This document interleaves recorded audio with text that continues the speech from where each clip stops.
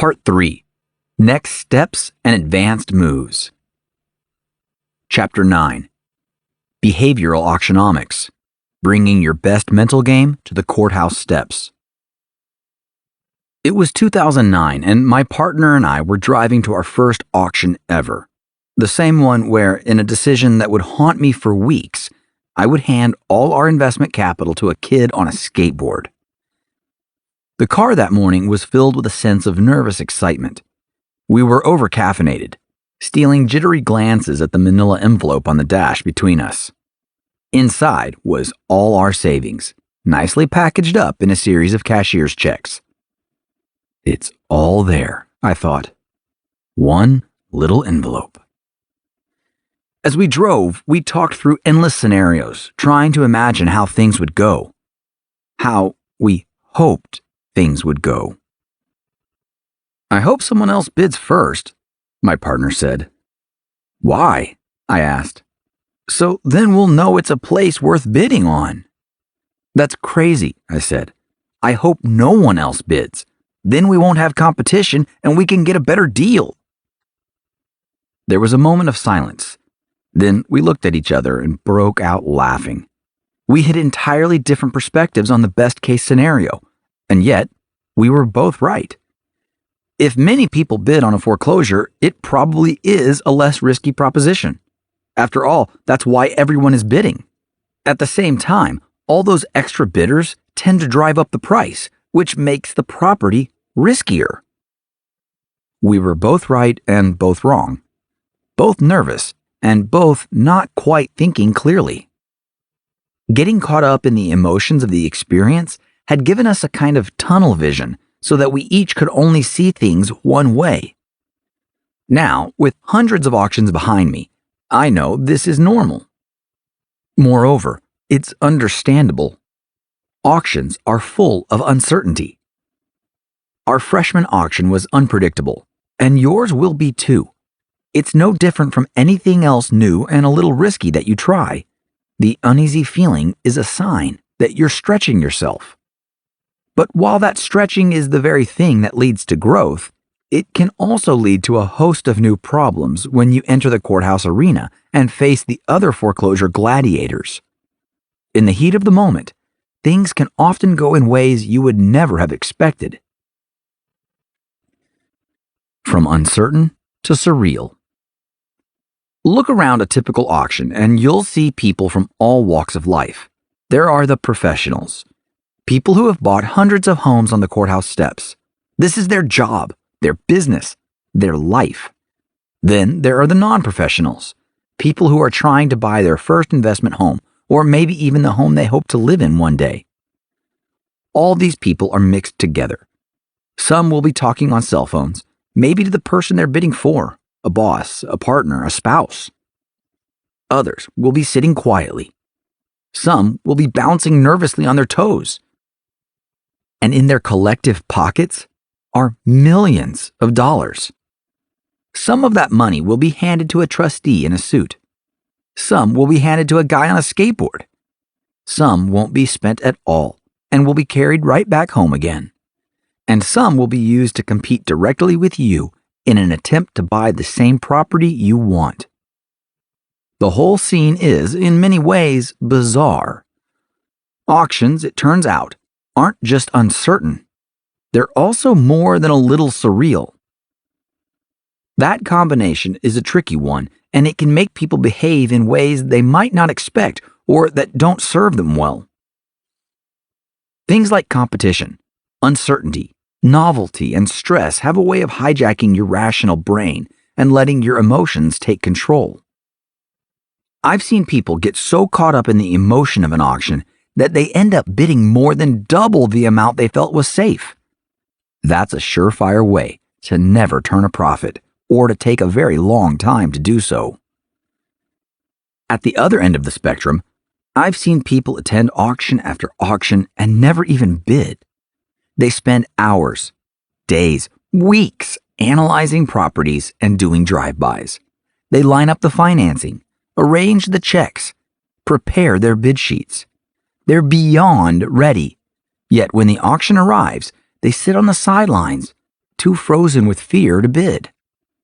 But there's no way around it. If you want to buy, you have to bid. Yet the uncertain, emotional experience of auctions creates a perfect storm for losing rational control. When you lose control, your money tends to follow. There are two ways to mitigate this. The first is to attend a lot of auctions and buy a lot of foreclosures. Experience has a wonderful way of creating the wisdom you need to keep your head in the heat of things. However, saying you need to get good at buying foreclosures so that you can be good at buying foreclosures isn't terribly helpful when you're starting out. Instead, you can use the second approach to keeping your cool. Use a few simple rules and strategies to stay in control on auction day and keep your more primitive brain from going off the rails. We call this behavioral auctionomics. It's about knowing your brain and using that knowledge to your advantage. Tilt.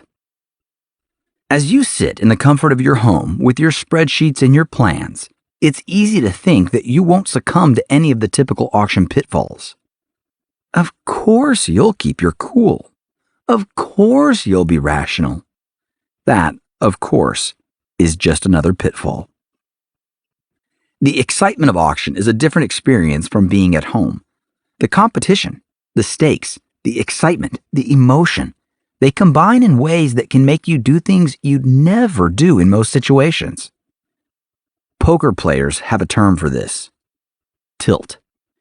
In poker, it's usually applied when a player's emotions start to negatively affect their play, and it's a great descriptor for what can happen to you at auction. Your emotions, positive or negative, start to get the best of you. You bid on things you shouldn't, or you bid more than you should. In essence, you lose control. Tilting is like having a complete stranger take over your brain while you stand by and watch helplessly. The aim at auction, then, is to avoid tilt at all costs. To do that, we've outlined our best auction-tested strategies for keeping your cool at the courthouse. 1. Have the right goal. One of the effects that auction day has on your brain is that you become more competitive. It's exhilarating to bid in real time against someone else. Auctions aren't like a chess game. You don't get to sit there and ponder your next move for 10 minutes. You need to act quickly. It's less like chess and more like tennis. In tennis, of course, you really do want to beat the other person. At auctions, the primary goal is a little different. You want to buy a house, not beat a person. Yes, beating the competition may be part of the journey. Just remember that you set out to do one thing: acquire a suitable property at an attractive price. What shouldn't be on your to-do list is beating someone.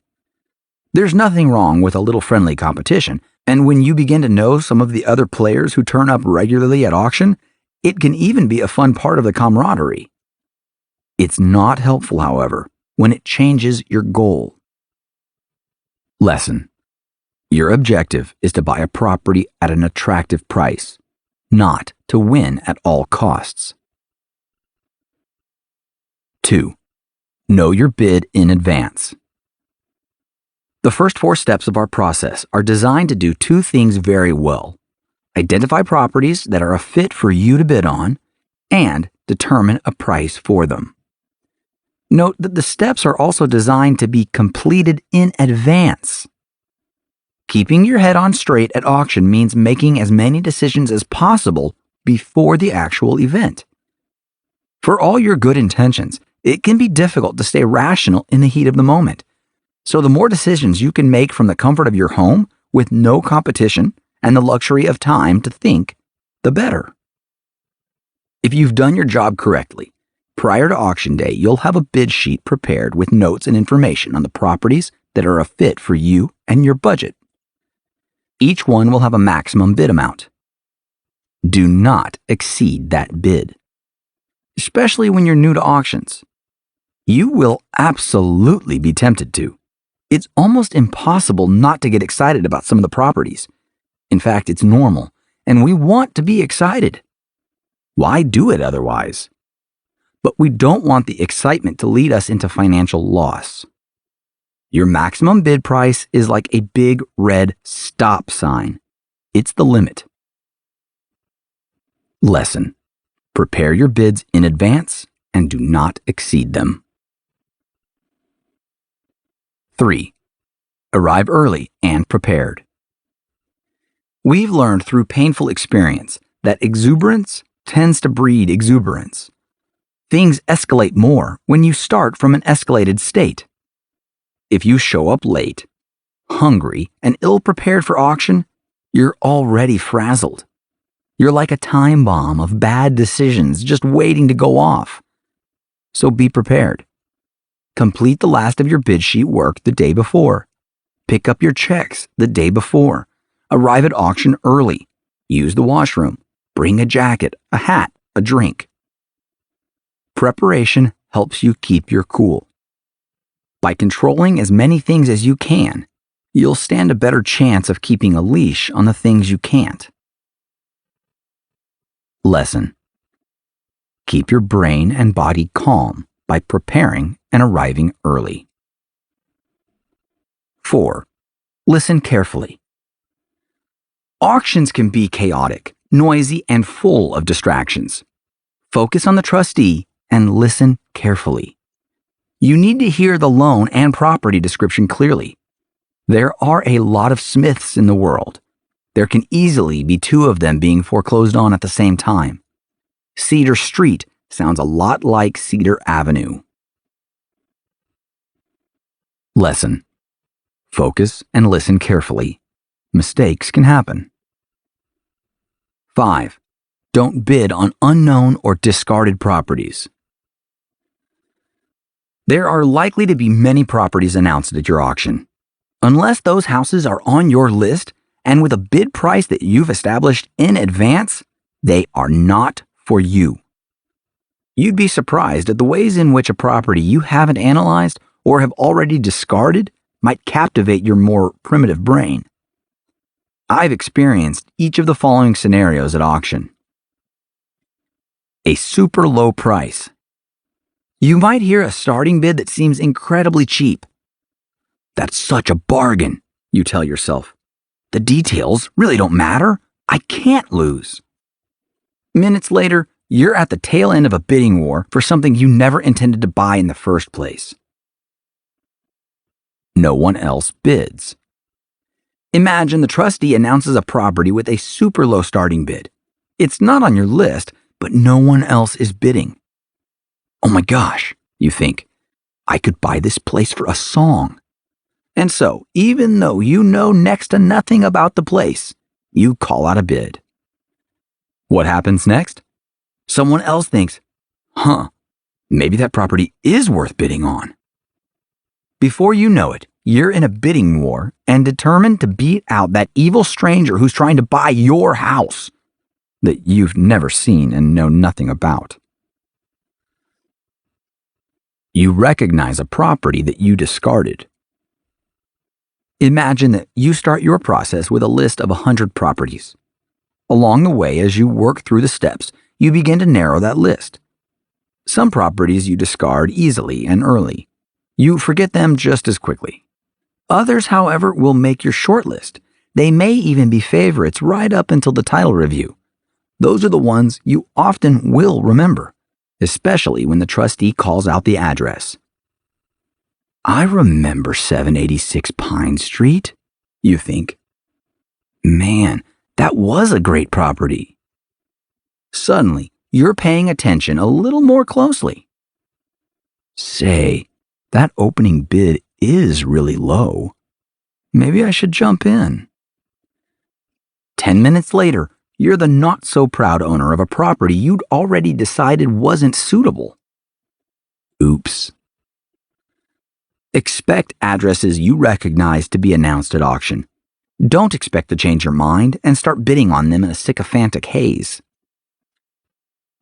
Lesson: stick to the properties listed on your bid sheet. 6. Bring a voice of reason. Many bidders bring other people with them to auction. For some, this is a fishing strategy. With so many trustees calling out properties, it's easy to miss your shot at a busy auction. While you're bidding on one property, another one on your list could be selling 30 feet away. Many buyers work in small teams so they can cover all the trustees. When you're new, however, there's an even better reason to bring someone along, to act as your second brain. Give them your properties and your bids.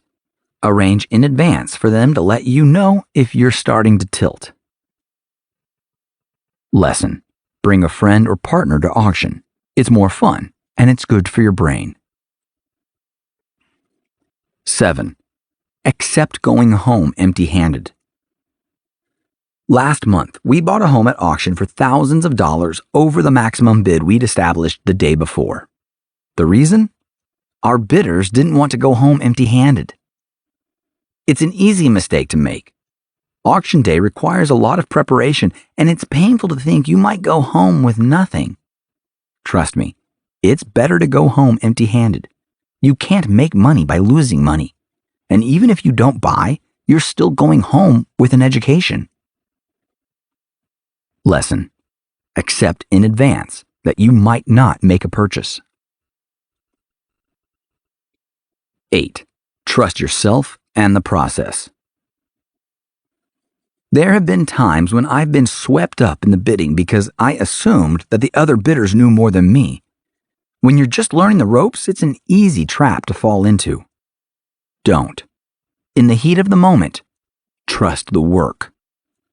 If you've followed the process, then you've done the work. Stare single-mindedly at your bid sheet and follow your own instructions. Think of the bid sheet as a message from your cool and collected past self, sent forward to the anxious, overexcited, present you who is standing on the steps. That person from the day before? That's the one you want to trust. Lesson: ignore your feelings about other bidders. Trust yourself and the process. 9. Don't worry about bidding style.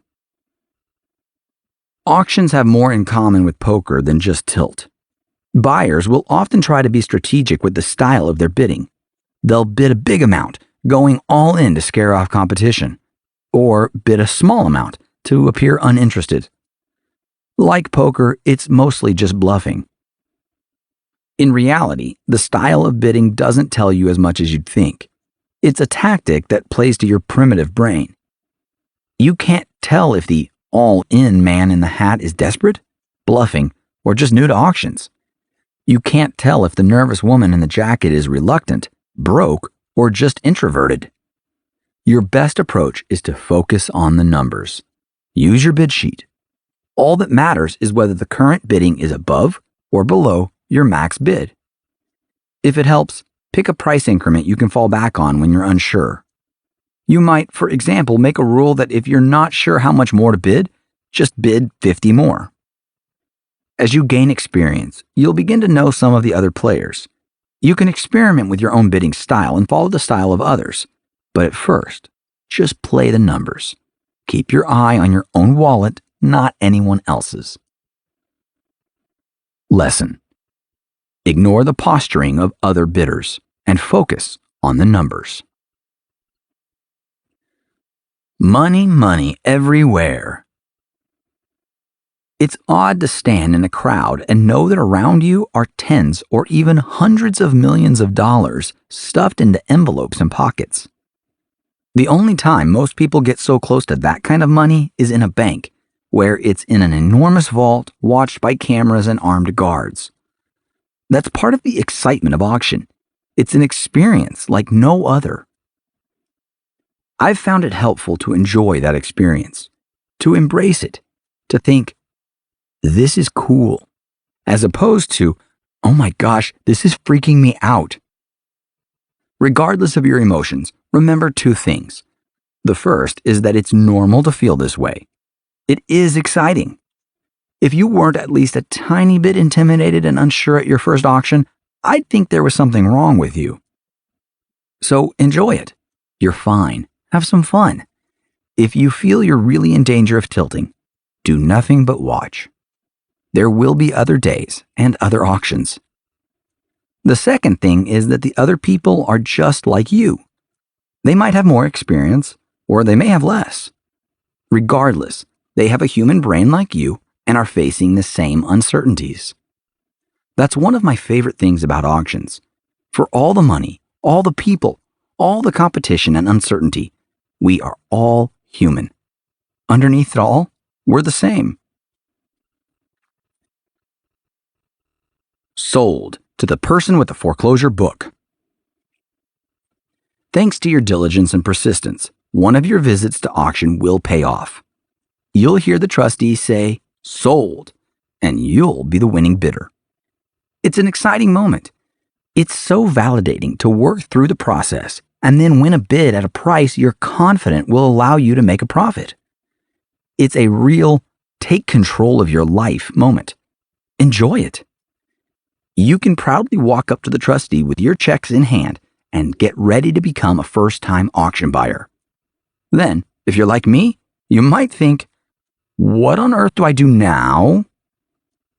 We've got you covered. Head on to the next chapter where we itemize each of the critical next steps after a successful bid.